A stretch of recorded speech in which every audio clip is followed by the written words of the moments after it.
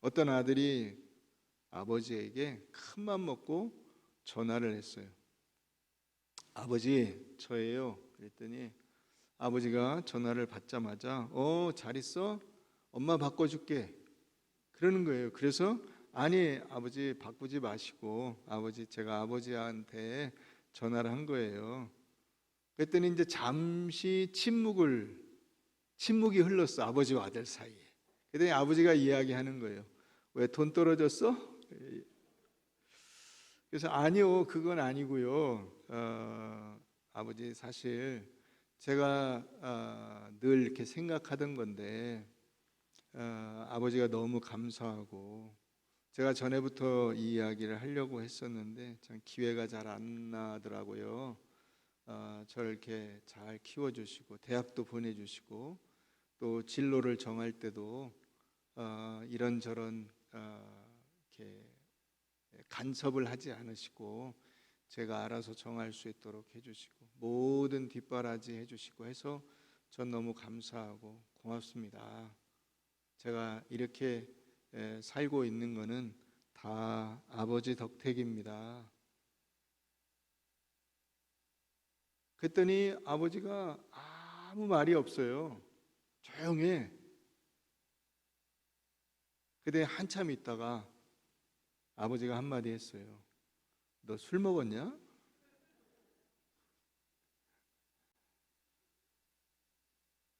오늘 우리가 아버지와 아들 얘기인데 하나님 아버지와 아들 예수 그리스도 이야기입니다. 오늘 이 요한복음 5장은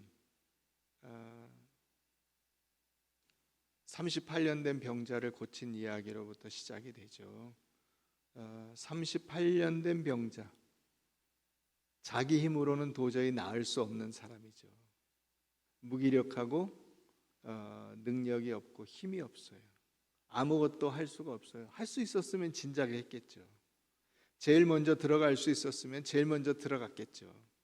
누가 넣어줄 사람이 있으면 넣어줬겠죠. 그게 안 되는 거죠. 그런 절망적인 상황에서 예수님이 이 병자에게 다가오셔서 은혜를 베풀어 주시고 고쳐주셨습니다. 그런데 유대인들은 이 예수님의 그 병고침의 그 치유 사역 이것을 어떻게 끄집어내리죠? 안식일인데 내 자리를 들고 일어나 걸어가라. 말이 되냐? 네가 메시아라면 안식일을 지켜야 될 거 아니냐? 왜 안식일의 규례를 안 지키냐? 그래서 예수를 죽이겠다고 달려드는 거죠.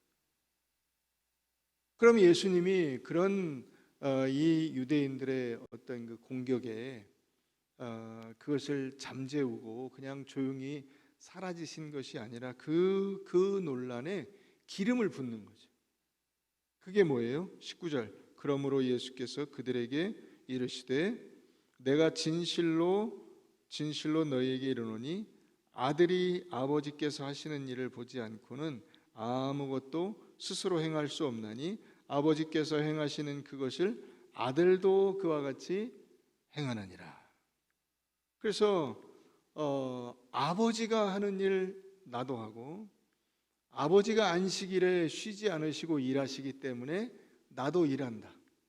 이렇게 말씀하시는 거예요. 그게 17절 나오죠? 우리가 이제 그건 지난주에 읽었기 때문에 읽진 않았습니다만은 예수께서 그들에게 이르시되 내 아버지께서 이제까지 일하시니 나도 일한다. 그래서 유대인들이 이로 말미암아 더 뿔났다. 더 화가 났다. 이거죠? 왜? 안식일을 범하는 것은 말할 것도 없고 자기를 그 하나님하고 같은 레벨에 둔다 이거죠. 이게 무슨 말이냐면 우리는 이제 유교 문화에서 자랐어요. 이 동양은 유교 문화죠. 그래서 군사부 일체예요. 군사부 일체. 임금과 스승과 아버지는 하늘 같은 존재예요. 그런데 성경의 문화는 그렇지 않아요. 여러분들이 이 성경의 문화를 이해하고 그 성경의 문화로 여러분들의 가치관을 바꾸셔야 돼요. 성경의 문화는 아버지와 아들이 동등한 자격이에요. 그러니까 우리 속담에도 그 비슷한 말이 있어요. 그 아버지의 그 아들. 만약에 누군가를 어떤 아버지를 대신해서 아들이 왔다면 아버지가 온 걸로 쳐주는 거예요. 아버지와 아들은 같은 거예요. 그래서 우리가 예수님의 그 비유에서도 보면 그게 예수님이 그냥 지어낸 얘기가 아니라 이스라엘 문화에 그게 있는 거예요. 포도원 주인이 포도원을 농부들에게 맡기고 멀리 타국에 가서 세를 받으려고 종들을 보냈는데 때리고 죽이고, 그래서 마지막으로 누굴 보내죠? 아들을 보내죠. 아들을 보냈다는 것은 그 포도원 주인이 온 거하고 똑같은 거예요. 그런데 그 아들도 죽이죠. 그래서 어떻게 합니까? 그러면 그 주인이 군대를 끌고 와서 진멸하지 않겠냐, 이렇게 말씀하시죠. 그러니까 여기 이 문화를 우리가 생각하면서 오늘 이 말씀을 우리가 본다면, 예수님이 하나님을 자기의 친아버지라 하여 자기를 하나님과 동등 삼으심이러라, 같은 레벨로 자기를 두니까 거기에 대해서 더 화가 난다. 그런데 예수님이 거기다 대고 뭐라고 하세요? 아들이 아버지의 하는 일을 보지 않고는 그 아버지를 이렇게 흉내낼 수가 없고, 아버지가 하시는 그 말씀을 듣고 그 말씀을 전하지 않고는 할 말이 없고, 아버지가 시킨 일 말고는 와서 다른 일을 할 게 없고, 나는 오직 하나님이 보여주신 대로, 하나님이 들려주신 대로, 하나님이 하라고 하시는 대로 거기까지 한다. 내가 그게 하나님으로부터 받은 내 사명이다, 이렇게 말씀하시는 거예요. 자, 그러면 우리가 여기서 한 가지 의문을 가지게 돼요. 그러면 아버지를 대신해서 오셨다면 하나님이 굳이 대신해서 누굴 보낼 필요가 있냐는 거죠. 그렇지 않아요? 구약에 여태까지 이 예수님 오시기 전까지 하나님이 다 하셨잖아요. 그죠? 천지를 창조하시고 노아를 구해주시고 아브라함을 선택해서 보내주시고 모세를 통해서 직접 구해주시고 하는 이런 모든 것에 하나님이 직접 하셨어요. 하나님이 아브라함에게 말씀하시고, 하나님이 모세에게 말씀하시고, 다윗에게 말씀하시고, 하나님이 다 하셨어요. 그런데 왜 갑자기 여기서는 아들을 대신 보내냐 하는 거죠. 이걸 오늘 우리가 살펴보려고 하는 것입니다. 자, 오늘 말씀 한 절 보십시다. 디모데전서 2장을 가봅니다. 디모데전서 2장, 신약 338페이지, 338, 337 다음에 338, 338 박수는 없나요? 338. 예. 자, 디모데전서 2장 5절입니다. 하나님은 한 분이시요 또 하나님과 사람 사이에 중보자도 한 분이시니 곧 사람이신 그리스도 예수라. 그가 모든 사람을 위하여 자기를 뭘로 주셨어요? 대속물로 주셨으니 기약이 이르러 주신 증거니라. 이 때가 돼서 이 예수를 보내셨다는 거예요. 기약이 이르러 주신 증거니라. 우리를 사랑하시고 우리를 하나님의 은혜로 우리를 불러내시기 위해서 때가 돼요. 그죠? 이 다른 곳의 표현으로 하면 이게 하나님의 경륜이 이르러, 때가 참해, 이런 식으로 예수 그리스도께서 약속된 기한이 되었을 때에 이 땅에 오셔서 우리를 위해 뭐가 되셨다? 중보자가 되셨다. 자, 5절에 나오죠. 하나님은 한 분이시요 또 하나님과 사람 사이에 누구도 한 분, 중보자도 한 분. 중보자. 이 중보자라는 단어가 나와요. 이 중보자라고 하는 단어는, 이 메시테스라고 하는 이 단어는 계약의 당사자들이 있죠. 2명. 그죠? 우리 교회도 이제 이 공인 중개사 하시는 분들이 계세요. 자, 한쪽 A와 B가 있어요. 갑과 을이 있어요. 그 중간에 계약을 이렇게 맺으면 그 계약 내용대로 잘 이행될 수 있도록 그 중간에서 그 계약의 이행을 이렇게 조정하고 그 계약 이행을 담보하는 그런 인물이 있어요. 그게 이 중보자예요. 메시테스라는 거예요. 그런 역할을 이게 어느 사회나 있는 거죠. 그래서 양자가 평화롭게 지낼 수 있도록 만들어주는 그 역할을 예수님이 하러 오셨다는 거예요. 왜요? 하나님이 인간을 지으셨는데 인간이 범죄해서 하나님의 불순종함으로 하나님과의 모든 관계가 단절돼 버렸어요. 끊어졌어요. 원수가 되었고 인간은 영적으로 죽은 생명이 된 거예요. 이 생명들을 살리는데 방법이 없어요. 인간에게 그 생명들을 살리기 위해서 율법을 줘봤는데 소용이 없어요. 이런저런 과정들을 거치게 했는데 다 소용이 없어요. 어떻게 해요? 다 어떻게 하더라도 제 마음대로 해버려요, 인간이. 어떻게 해도 하나님의 말씀대로 순종하지 않아요. 그래서 이 중보자 예수 그리스도를 보내신 거예요. 그 중보자도 한 분이시니 곧 사람이신 그리스도 예수라. 이 그리스도라고 하는 단어는 구약의 히브리 말로는 메시아. 메시아가 신약의 헬라어로 이렇게 번역이 되면서 그리스도가 된 거예요. 그래서 메시아는 그리스도예요. 사람이신 메시아, 사람이신 그리스도 누구? 예수. 예수가 중보로 우리에게 이 중간에 하나님과 인간 사이를 연결해 주는 이 일을 감당하기 위해서 오셨다는 거예요.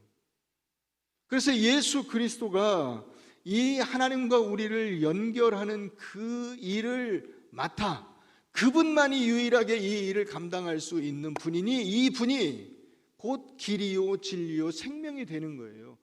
유일한 길이에요. 유일한 길, 하나밖에 없는 길, 더 웨이, 하나밖에 없는 길이에요. 오직 그 길, 오직 한 길, 예수 그리스도라고 하는 그분을 통해서만 우리는 하나님께로 나아갈 수가 있는 거예요.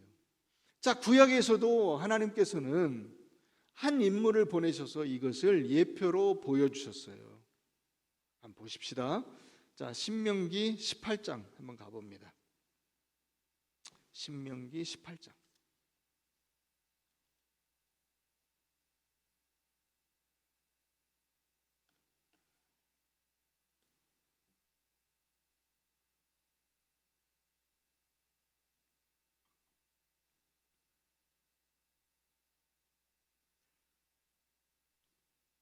구약 290페이지 290.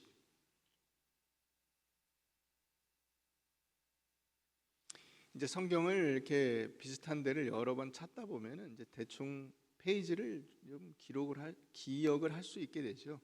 신명기 18장 290페이지. 네. 제가 발 사이즈가 290입니다. 그래서 제가 도둑놈 발이다 뭐 이런 이야기를 많이 들었는데 제가 도둑놈이죠. 네, 저희 집사람을 훔쳐왔거든요. 너무 썰렁한가요? 여러분들 표정이 너무 굳어 있어요. 네. 자, 290페이지 보십시다. 15절. 내 하나님 여호와께서 너희 가운데 내 형제 중에서 너를 위하여 나와 같은 선지자 하나를 일으키시리니 너희는 그의 말을 들을지니라. 이것이 곧 내가 총회의 날에 호렙산에서 내 하나님 여호와께 구한 것이라. 곧 내가 말하기를 내가 다시는 내 하나님 여호와의 음성을 듣지 않게 하시고 다시는 이 큰 불을 보지 않게 하소서. 두렵건대 내가 죽을까 하나이다 하매 여호와께서 내게 이르시되 그들의 말이 옳도다. 내가 그들의 형제 중에서 너와 같은 선지자 하나를 그들을 위하여 일으키고 내 말을 그 입에 두리니 내가 그에게 명령하는 것을 그가 무리에게 다 말하리라. 이스라엘 백성들이 이제 애굽에서 해방되어 나왔어요. 홍해를 건너서 광야로 왔어요. 광야에서 이제 하나님께서 이스라엘 백성들이 가나안 땅에 들어가면 너희는 이렇게 살아라. 내가 너희를 구해줬으니 이제 구원받은 백성으로 하나님의 사람들답게 살아라. 그래서 율법을 주신 거잖아요. 그 율법을 주시는 그 과정에서 이스라엘 백성들이 하나님의 음성을 들으니까 벌써 그 음성을 듣는 것만으로도 죽을 것 같은 거예요. 오늘 우리가 이제 시간 때문에 좀 읽지 않았습니다만은 출애굽기 20장에 보면 그 얘기가 나오죠. 율법을 받는 이스라엘 백성들의 그 모습이 나와요. 거기 보면은 하나님께서 천둥과 번개로 그들에게 임하세요. 여러분, 이제 우리가 장마철이니까 그런 경험들을 하잖아요. 뭐 그게 올해가 아니더라도 여러분들의 이게 기억 속에 그런 것들이 있을 거예요. 이게 천둥이 치고 번개가 치는데, 야, 천둥 소리가 진짜 하늘이 쪼개지는 것 같은 소리, 막 건물이 무너지는 것 같은 그런 천둥이 칠 때가 있어요. 어마어마한 천둥 소리, 평상시에 듣던 소리와는 비교가 안 되는 소리. 막 번개도 그냥 한번 이렇게 번개 한번 치고 이제 조금 있다 천둥이 울잖아요. 그 번개가 그냥 한 번 치는 정도가 아니라 세상을 대낮같이 밝게, 환하게 밝히, 마치 막 무슨 조명탄이 터진 것 같은 이런 식으로 번개가 치고 천둥이 치고. 그러니까 이스라엘 백성들이 뭘 느끼죠? 생명의 위협을 느껴요. 원래 인간이 하나님을 직접 뵐 수가 없어요. 죄악된 인간이 하나님을 만나면 죽어요. 근데 하나님께서 이스라엘 백성들에게 다가오셔서 이스라엘을 구해내신 그 은혜로 그들에게 말씀하시려고 하니까 이 백성들이 자기들은 죽겠다는 거예요. 죽을지도 모르는 두려움으로 하나님을 만나게 되는 거예요. 그래서 안 되겠구나. 그래서 그런 그 죽음을 당하지 않을 수 있는 한 사람을 정해서 그 사람을 올라오게 한 거예요. 시내산으로. 그래서 모세가 부름받아서 시내산에 40일 동안 올라가서 하나님이 설명해 주시는 말씀을 듣고 그것을 두 돌판에 하나님이 새겨주시는 대로 들고 내려오게 되는 거잖아요. 이걸 지금 말씀하시는 거예요. 자, 16절 보세요. 이것이 곧 내가 총회의 날에 호렙산에서 내 하나님 여호와께 구한 것이라. 곧 내가 말하기를 내가 다시는 내 하나님 여호와의 음성을 듣지 않게 하시고 다시는 이 큰 불을 보지 않게 하옵소서. 두렵건대 내가 어떻게 될 것 같습니까? 죽을 것 같다는 거예요. 살리려고 구해냈는데 하나님께 이 하나님의 명령을 받고 하나님이 주시는 그 은혜를 새기기 위해서 나아갔다가 죽으면 소용이 없잖아요. 그래서 하나님께서 그들을 살리는 그 은혜의 하나님인 것을 대신 나타내기 위해서 부른 사람이 모세예요. 모세. 그래서 모세를 예표로 보내주신 겁니다. 자, 그런데 모세는 신이에요, 사람이에요? 사람이죠. 사람이니까 모세도 결국은 죽을 수밖에 없는 거예요. 모세조차도 이 중보의 역할을 제대로 할 수가 없는 거예요. 그래서 결국 우리가 잘 아는 대로 모세는 가나안 땅에 들어가지 못한 채로 자기의 죄로 인하여, 그죠? 하나님의 영광을 드러내지 못한 그 죄로 인하여, 그게 인간의 본성이에요. 인간이 가지고 있는 한계예요. 어느 누구도 자기 힘으로는 하나님을 드러낼 수가 없고 하나님을 나타낼 능력이 없어요. 그래서 느보산에서 죽고 마는 겁니다. 그러면 하나님이 이스라엘 백성들에게 어떻게 약속하시느냐? 자, 18절 보세요. 내가 그들의 형제 중에서 너와 같은 선지자 하나, 너와 같은 선지자 하나, 그 선지자 하나를 그들을 위하여 일으키고 내 말을 그 입에 두고 그가 내 명령을 그들에게 전하게 하겠다. 이렇게 해서 오시는 분이 누구다? 예수 그리스도다. 그게 중보자예요. 그게 이 역할을 하시는 분이 그게 중보자예요. 그래서 하나님과 인간 사이의 중보는 하나예요. 그 하나님께서 우리를 부르셔서 사람 예수 그리스도를 통하여 하나님 앞에 나올 수 있도록 길을 열어주신 거예요. 그래서 나로 말미암지 않고는 하나님 앞에 나아갈 자가 없는 거예요. 예수 그리스도로 말미암지 않고는. 이 은혜를 우리에게 보여주시고 그것을 가르쳐 주신 겁니다. 자, 그러면 예수님은 어떤 방법으로 중보자의 역할을 감당하셨을까? 예수님이 중보자신데, 그죠? 예수 그리스도, 메시아 그리스도. 자, 이 메시아가 우리를 어떻게 하나님 앞에 세우는 그 영광스러운 직책을 감당하시느냐? 무엇으로 중보자의 역할을 감당하셨을까요? 십자가를 지신 거죠.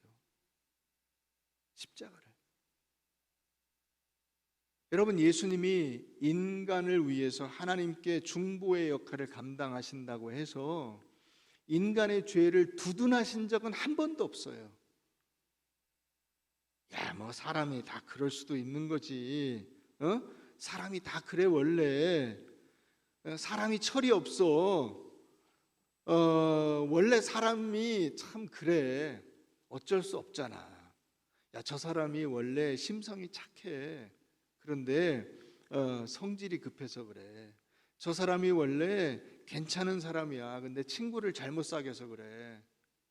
저 사람이 원래 참 이게 좋은 제목이 될 사람인데 사랑을 못 받아서 그래.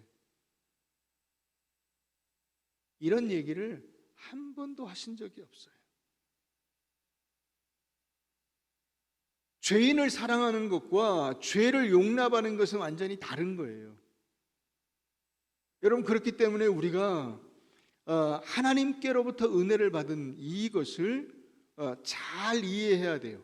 죄의 삭은 사망이고 피 흘림이 없이는 죄 사함이 없다는 이 원리를 예수님은 너무나도 잘 알고 계셨어요. 그래서 인간을 두둔하시는 대신 인간의 모든 죄를 지고 십자가에 달려 죽으신 거예요. 그게 중보자의 사역을 하신 겁니다. 예수님이 우리 죄를 담당하셨기 때문에 따로 우리 죄를 위해서 두둔하실 필요가 없는 거예요. 죄값을 치러주셨기 때문에 그 죄의 값이 뭐 비싸냐 싸냐 이런 얘기를 하실 필요가 없는 거예요. 그래서 여러분, 아까 우리가 읽은 디모데 전서 2장 6절에 예수님이 우리에게 뭘로 주어진 바 되었다고 돼 있어요? 기억나세요? 5절의 중요한 단어는 중보자, 6절의 중요한 단어는 대속물이에요.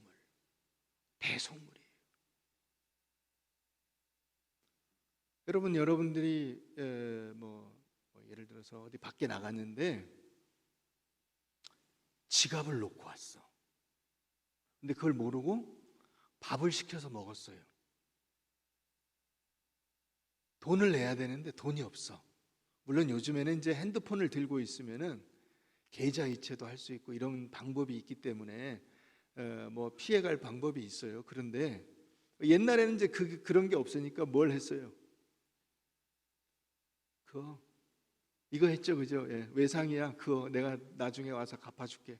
그래서 쭉 그어가지고 나중에 한 달 긋는 게 왜요? 날짜별로 이렇게 거기다 이렇게 하나씩 그어가지고 한 달 되면은 와서 갚고 월급날 그래서 외상값 다 갚고 나면은 남는 게 없고. 예. 근데 돈이 없어. 어떻게 하죠? 전화를 해서 야, 내가 지갑을 안 가졌다. 돈 좀 가져와라. 카드를 가져와라. 하면 되죠. 그럼 그렇게 해서 와서 이제 돈을 냅니다. 그러면 내가 진 빚, 그죠? 음식값을 그 돈으로 계산을 하는 거죠. 이게 이를테면 가장 손쉽게 여러분들이 이해할 수 있는 대속물이에요.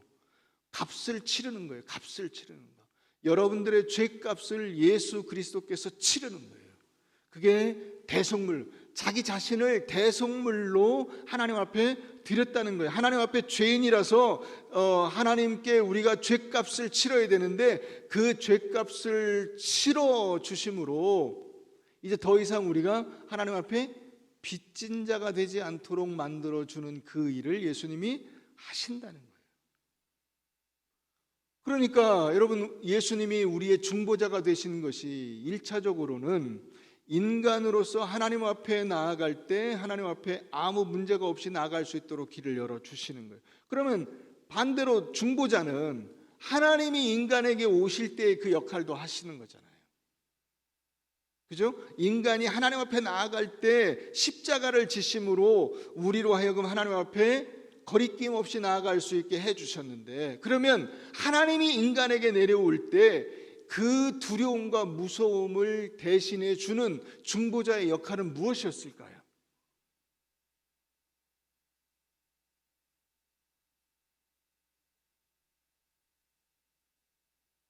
그것도 역시 십자가예요.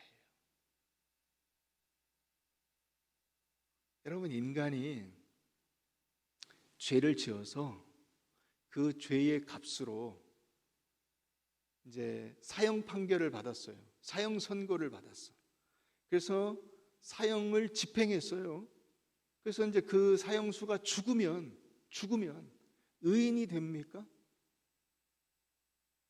사형수가 큰 범죄를 저질러서 사형 선고를 받고 뭐 교수형을 당하든 무슨 전기의자로 죽든 뭐 약물 주입으로 죽든 사형 그 집행을 했어요. 그러면 의인이 됩니까? 아니죠. 빚졌던 데서 마이너스에서 0으로 오는 거죠. 0 제로가 된다고. 제로. 그냥 아무것도 아닌 인간이 되는 거예요. 의인이 되는 게 아니고. 예수 그리스도께서 우리를 위해서 십자가에 달려 죽으심으로 우리가 그 예수님의 중보 사역을 통해서 죄값을 치르면 그때부터 우리가 의인이 되는 게 아니에요. 제로라고. 제로. 마이너스에서 이제 겨우 예수님 덕택으로 그 출발선상에 온 거예요. 뒤로 저 뒤로 끌려갔다가 엉뚱한 방향으로 갔다가 다시 제자리로 온 거야. 여기서부터 우리가 진짜로 가야 될 길이 있잖아. 이 길은 어떻게 가냐고. 십자가를 통해서 가는 거예요. 그게 하나님이 그 우리에게 오셔서 우리에게 베푸신 그 은혜가 무엇이냐면, 그 짐을 인간이 지지 않고 누가 지신 거예요?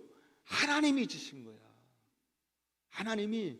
그래서 하나님이 사람의 몸을 입고 이 땅에 성육신하사 인간의 모든 죄를 지고 죽으심으로써 우리의 죄값이 치러지고, 동시에 우리가 예수 그리스도 안에서 함께 그분과 연합하여 부활함으로 말미암아 우리가 이제부터 사는 여러분들의 인생은 플러스가 되는 거예요. 전에 우리가 예수를 알지 못할 때는 다 마이너스예요. 어떻게 해도 전부 다 마이너스예요. 시간이 지나갈수록 마이너스가 더 커지는 거야. 그런데 이제 예수 그리스도의 십자가를 내가 알게 되므로, 예수를 영접함으로 말미암아 여러분들은 출발선상에 서게 되고, 예수의 부활로 인해서 이제 여러분들의 인생은 전부 다 여러분들이 어떻게 살든 하나님의 말씀을 붙들고 사는 그 모든 것이 다 뭐가 돼요? 플러스가 돼요. 이걸 우리에게 가르쳐 주신 거예요. 그래서 여러분, 하나님이 인간을 보실 때 뭘 통해서 보실까요? 예수의 십자가를 통해서 우리를 봐주시는 거예요. 십자가를 통해서 우리를 보지 않으시면 하나님의 그 천둥과 번개가 내리쳐 죽을 수밖에 없는 존재인 거예요, 우리가. 그런데 예수의 십자가를 통해서 봐주시기 때문에 우리는 하나님께 은혜를 얻는 존재가 되는 거고, 주님 앞에 나가서 아바 아버지라 부를 수 있는 자격을 얻게 되는 거예요. 할렐루야.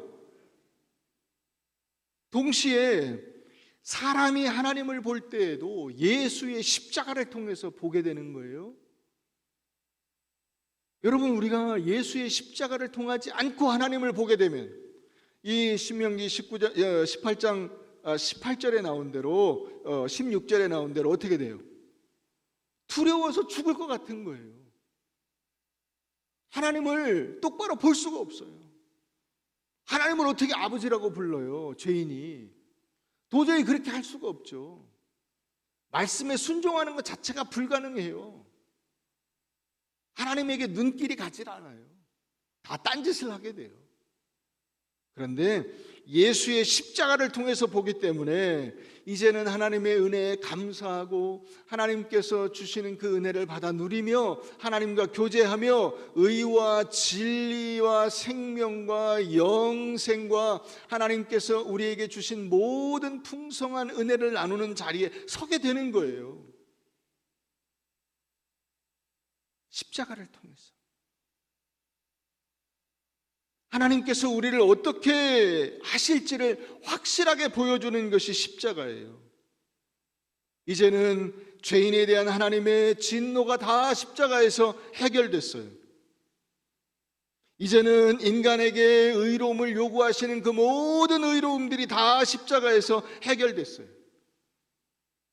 이제는 십자가가 없이는 하나님을 알 수도 없고 하나님을 볼 수도 없는 그런 하나님의 자녀가 되었어요. 여러분, 우리가 십자가가 없이 하나님을 만나려고 하면 하나님을 알 수가 없어요. 왜냐하면 하나님은 우리에게 당신 스스로를 알려주시지 않으면 우리가 알 방법이 없어요. 그래서 성경에 계시라는 것이 중요한 거예요. 계시, 하나님이 당신을 알려주시는 거예요. 최고의 계시는 뭐예요? 예수 그리스도. 계시의 완성이 예수 그리스도예요.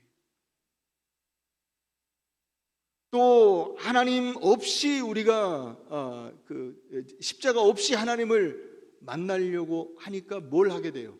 자꾸 율법을 가지고 율법을 지켜서 하나님 앞에 의롭다 하심을 얻으려고 하는 헛된 노력을 하게 되는 거예요. 이 모든 것이 성공했어요? 실패했어요? 실패하죠. 율법으로 하나님 앞에 나가려고 하는 모든 시도는 실패했어요. 그게 구약이에요. 구약의 그 모든 내용들은 다 뭘 알려줍니까? 인간이 어떤 방법으로든 행위로 하나님 앞에 나아가려고 할 때 그 모든 노력은 허사로 끝난다는 거예요.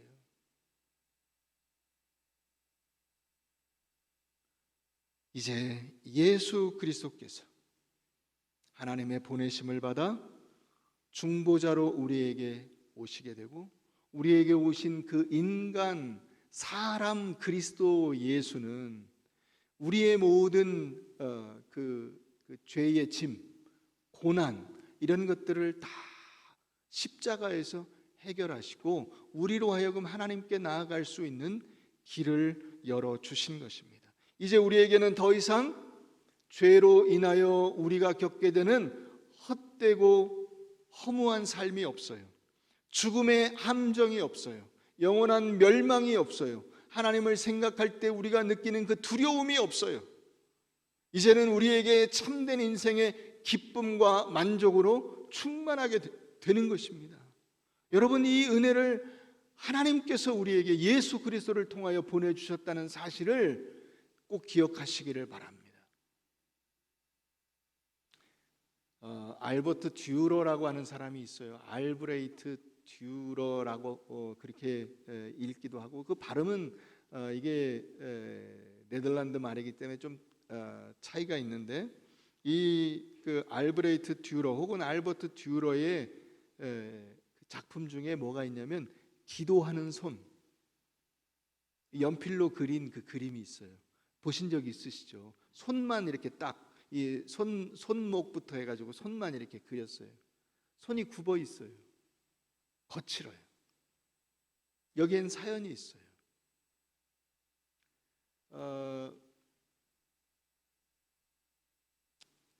이 듀러가 그림의 소질이 있고 자기도 그림을 너무 좋아해요. 그런데 가난한 그 시골에서 그림을 가르쳐 줄 데가 없고 그림을 배울 데가 없어요. 그래서 그 이제 친구 중에 하나가 그 친구는 프란츠 나인스타인이라고 하는 친구인데 이 친구는 피아노를 잘 쳐요. 피아노를 좋아해. 피아노를 치고 싶어. 근데 역시 시골에서 피아노를 제대로 배울 데가 없고 가르쳐주는 사람이 없죠. 그 시골에 누가 있어요? 그래서 이 둘이 도시로 올라오게 돼요. 야, 우리가 도시에 가서 뭐 막노동을 해서라도 열심히 돈을 벌어서 그걸로 그림 공부를 하고 피아노 공부를 하자. 그래서 우리가 그 재능이 있고 우리가 좋아하는 이걸 해보자. 그래서 올라왔는데, 여러분 시골에서 올라오신 분들 많이 계시죠. 시골에서 이게 서울로 올라오면 서울 생활이 그렇게 생각처럼 녹록합니까? 그렇지가 않죠. 굉장히 힘들죠. 그래서 이제 그 고생하다가 둘이서 아무래도 안 되겠어요. 어떻게 해도 돈을 벌어서 그 돈으로 학비를 마련해서 그림을 공부하고 이 음악을 공부한다는 것이 불가능해. 그래서 이 두 사람이 이 알브레이트 듀러하고 프란츠 나인스타인이라는 이 두 친구가 같이 의논을 해서 어떤 결론을 내렸냐? 품앗이를 하기로 했어. 한 사람이 열심히 벌어서 친구를 뒷바라지하고, 그 다음에 친구가 어느 정도 공부를 하고 나면은 다시 자기가 열심히 일을 해서 다른 친구를 뒷바라지하기로 했어요. 그래서 그 프란츠 나인스타인이라는 그 친구가 이 알버트 듀러를 먼저 뒷바라지한 거예요. 열심히 가서 식당에서 일하고 노가다를 하고 이렇게 해가지고 돈을 벌어서 친구의 학비를 댔어요. 생활비를 댔어요. 그래서 이 알브레이트 듀러가 이제 화가로서 기반을 다지게 된 거예요. 어느 날 하숙집으로 돌아오는데 그 안에서 기도 소리가 들려요. 그래서 문틈으로 이렇게 집 안을 들여다봤어요. 자기 친구가 이 굽은 손으로 기도를 하고 있어요. 하나님, 정말 감사합니다. 저는 이렇게 손이 굽어서 이제 피아노를 제대로 칠 수 없게 되었지만 우리 친구가 열심히 그림 공부를 해서 훌륭한 화가가 되어가고 있습니다. 하나님, 제가 마지막까지 잘 저 친구를 뒷받침할 수 있도록 인도해 주십시오 하고 기도하는 이 손, 그게 그 듀러에게는 너무나 감격스러운 장면이에요. 자기의 그 지금 현재의 위치에는 누가 밑에 지금 바탕에 그 자기 발 받침이 되어 준 거예요? 그 친구가 자기 인생을 희생한 거잖아요. 피아노를 쳐야 되는데 이제는 그 식당에 거친 일들과 여러 가지 이 잡일들로 인해서 손가락이 굽어서 더 이상 피아노를 칠 수가 없어요. 그래서 끝까지 그 친구를 뒷받침하고 그 친구의 성공을 위해서 기도하는 그 아름다운 손을 이 듀러가 연필로 스케치를 한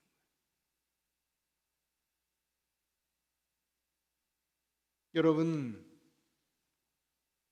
여러분들의 인생 그 밑바탕에는 여러분들의 아버지도 계시고 여러분들의 엄마도 계시고 여러분들의 형제들도 있고 친구들도 있고 혹은 여러분들이 이런저런 식으로 도움을 받은 수많은 사람들이 있어요. 그리고 가장 중요하게는 여러분들의 현재 여러분들을 그 자리에 세우시기 위해서 은혜를 베풀어 주신 하나님이 계세요. 예수 그리스도가 계세요. 하나님 앞에서 하나님의 자녀라고 인정받기까지 예수 그리스도의 중보 사역, 그 십자가의 고난이 있었다는 사실을 여러분 기억하시기를 바랍니다. 그분의 눈물과 그분의 고통과 그분의 피와 그분의 희생으로 여러분들이 하나님의 자녀로서 당당히 살아갈 수 있는 길이 열려진 것입니다. 여러분들의 인생 속에서 그 듀러와 같이 도움을 받은 그런 귀한 모습들이 느껴지신다면 여러분들은 앞으로 어떻게 살아야 될까요? 여러분들을 위해서 희생하고 헌신하신 예수 그리스도의 그 중보 사역이 참으로 감사하게 느껴진다면 여러분 어떻게 살아야 할까요? 여러분, 하나님께서 여러분들을 예수 그리스도와 맞바꾸셨어요.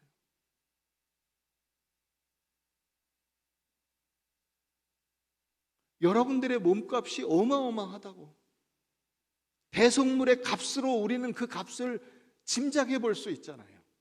우리는 아무것도 아닌 것 같은데 우리를 살리는 값으로 누가 주어졌습니까? 예수 그리스도께서 주어졌어요. 어마어마한 값이 치러진 너무나 귀중한 분들인 거예요. 그러니까 여러분, 여러분들의 인생을 어떻게 살아야 될까요? 값진 인생을 살아야죠. 넉넉한 인생을 살아야죠. 푸근한 마음으로 주변에 있는 모든 이들을 끌어안고 그들에게 진정한 그리스도의 사랑과 은혜를 나누는 그런 인생을 살아야죠. 의와 진리의 거룩함으로 지으심을 받은 새 사람으로 살아야죠. 여러분, 그런 삶을 여러분들의 아내와 여러분들의 남편과 여러분들의 자녀들과 여러분들의 부모님들과 함께 나누고 계세요.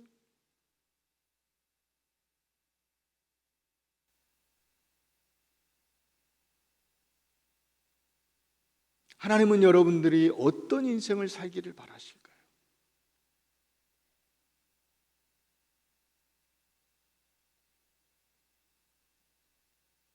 예수 그리스도께서 여러분들을 위해서 베푸신 그 사랑으로 이번 한 주간도 여러분들의 삶의 현장 속에서 아름다운 은혜를 나누시고 이어가실 수 있기를 바랍니다.